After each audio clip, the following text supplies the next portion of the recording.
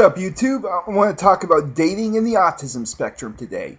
And overall, there's going to be a lot of stereotyping on this where you get people saying, oh, you'll definitely find a girlfriend when you're like 50 to 100. I mean, you hear all this stuff people will try and say, but, actually, there's some Asperger guys who date in junior high, and there's actually some who are 80 years old and will never date in their life if their life even depended on it. So, there's no generalizing about this, and everybody goes at their own pace. But actually, the people with Asperger are actually the better, more desirable candidates, and they actually do way better in the long run. Like, you may not always know exactly the right stuff to say to get the dates right away. It may be hard to compete with guys who've dated since they were 11 if you're in college. But overall, the guys with the Asperger tend to be the ones with the brains, with their uniqueness and their skills, and they tend to be much more appealing. And people start to look up to this. I mean, maybe some of these guys may have a couple issues, connecting with one or two people at one time. But oh well.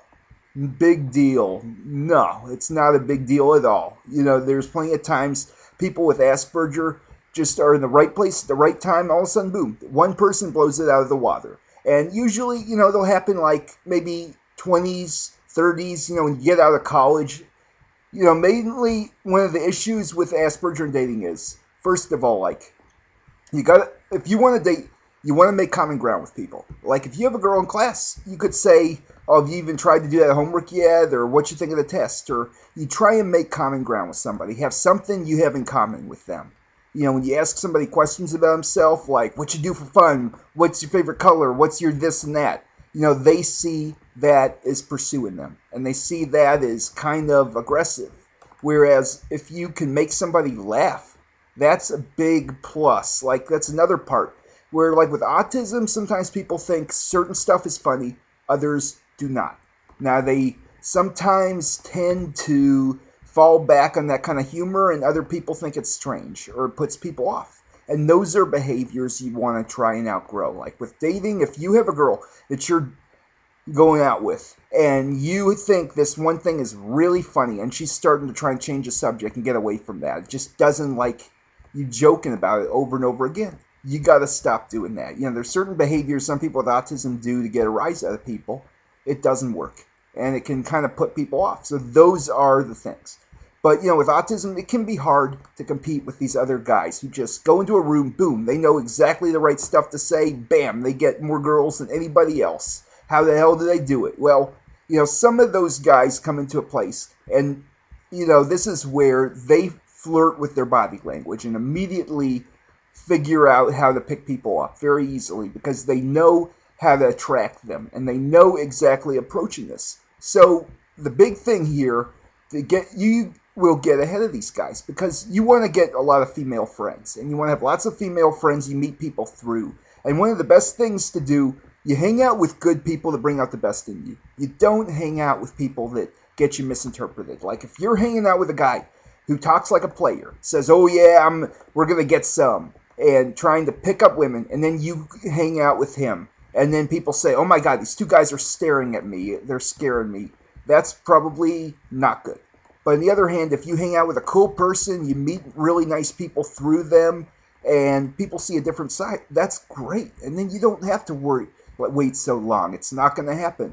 I mean, it all gets down to choices you make. Like if you get a good college degree and you interact well with other people, things open up very fast. You always have your times when the people you're around just you don't appeal to or they don't appeal to you or whatever, but things have a way of changing very quickly.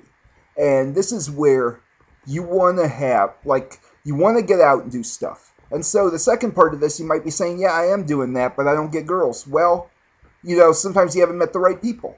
But on the other hand, too, it also gets down to how you're interacting with people. And you want to keep conversations going. And you want to let them do most of the talking. But, in the internet, they say all this stuff. Oh, be a challenge, be a mystery guy, be spontaneous, all this. It has to be you doing that. If you go out there and don't show interest in somebody, hoping that they'll stay interested, they might find somebody else and say, I never knew you liked me. If you're too much restrained. Whereas on the other hand, if you're too much of a mystery person, people may think it's just weird and they may wonder about that. The bottom line is how attractive you are. Like how attractive you are to the other person. Like, overall, one of the things you can do is, you surprise somebody with something. And when I say spontaneous, I mean like if you know somebody likes a band, oh my God, get 2 tickets, see if they'll go with you. That's the best plan out there. And that's also a really good indicator. Like, for example, if somebody would love to go to this band, but you're asking them and they act like they're in the middle of something to do other than that, or you are getting straight A's and everything, and you ask somebody out, or don't even ask them out. You just say, hey, I can help you with your homework. I know how to do this stuff. I got A's in the test. And they go, oh, I think I already know it. Those are signs somebody's not interested. Whereas if somebody hates to do something, or they're not very talkative, but they talk a lot to you, that's a good sign. Like, I put everything on a curve. Like, if somebody is much more interested in everybody else around you and not you, you probably didn't hit it off well with them. And, sometimes this is where some people may not know what to make of some people, too. Like, if you're in a party and somebody comes up to you and another guy, and you initiate something with them, or, say something to them, and they turn to the other guy and start talking to him, that's not a very good sign. Now, on the other hand, if the other guy greets this girl and she comes up to you, that's pretty good. So it's always, but verbal and nonverbal cues are extremely important in this. And, the tone of voice is real important. Like, if somebody totally raises their voice like, hey, what do you want? Like that kind, you want to get away from that. If they talk fast and kind of give you very little attention and seem to hurry around you, probably not a good sign.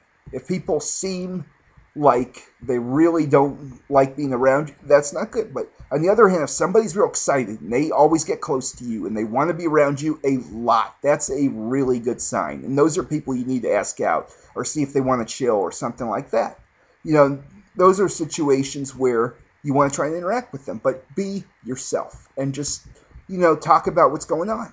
And that's where it may not be easy at first, but the more you try to make common ground, the better you're going to get. I mean, if you just ask people questions about themselves, they see through it. And you don't want to ask detailed questions and keep talking about the same thing for a long time, because it's going to bore somebody out. You want to, maybe see what they did over the weekend, or, if they work, if they know anybody, if they work at a certain place, ask them if that place is hiring, or, just make common ground about anything. And that's where people start to see that side.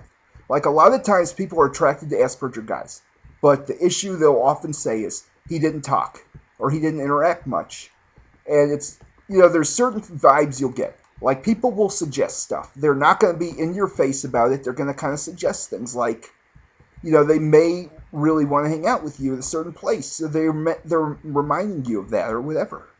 And, the thing is, when it comes to dating, the big thing is to dress in a way that makes you look the best.